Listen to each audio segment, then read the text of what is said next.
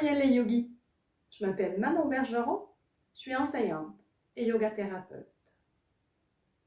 Aujourd'hui, je vais faire une récapitulation de la deuxième semaine du yoga de l'Avant.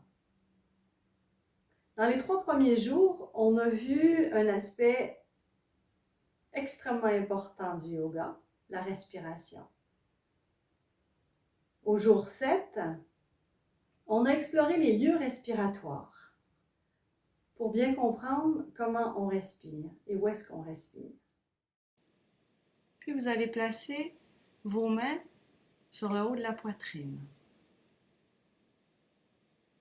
Et vous allez écouter comment ça respire dans cette région. Au jour 8, j'ai parlé du rôle du diaphragme dans la respiration. Alors, le diaphragme, c'est le moteur de la respiration. C'est son muscle principal. Et comme tout autre muscle, il peut être entraîné.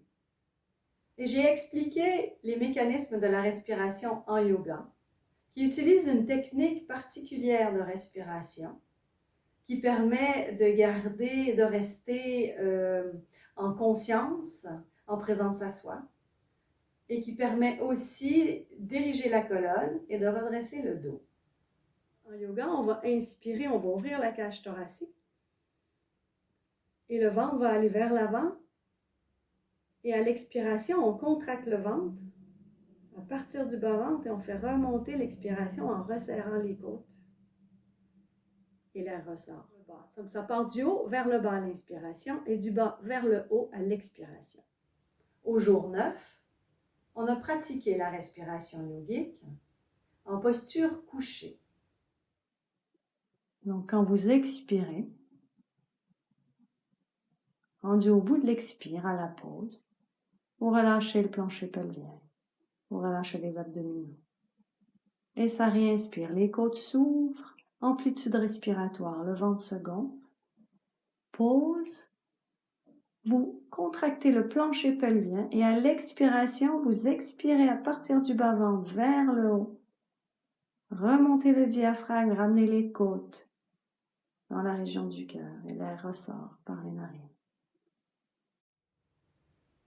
Les 2 derniers jours ont été consacrés à un outil de yoga qui est très puissant. C'est celui d'incarner les postures, incarner les qualités des postures, donner une signification, une intention au mantra et au mudra. Au jour 10, on a vu la mudra de la confiance inébranlable, Vajrapradama Mudra. Et on a essayé de cultiver ces qualités pour nous donner de la confiance et du courage. Elle apporte beaucoup de puissance, nous rappelant notre force intérieure au centre du cœur. Jour 11, on a fait la posture de la déesse en essayant d'incarner les qualités de la déesse Durga. Et sentez la puissance de vos jambes.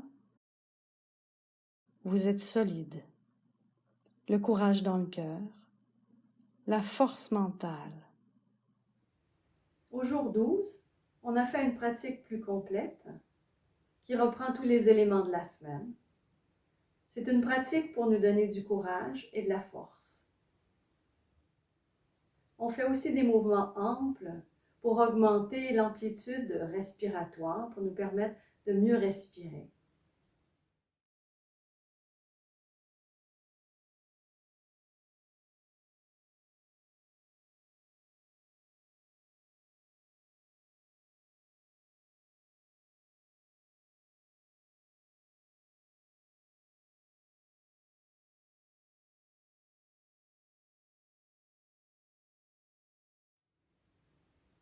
J'ai mis toutes les vidéos sur la page Facebook et sur la chaîne YouTube de Yoga Santosha dans des playlists appelées Yoga de l'Avant. Et je vous remercie d'avoir été là aujourd'hui et pendant toute la deuxième semaine du Yoga de l'Avant. Namasté.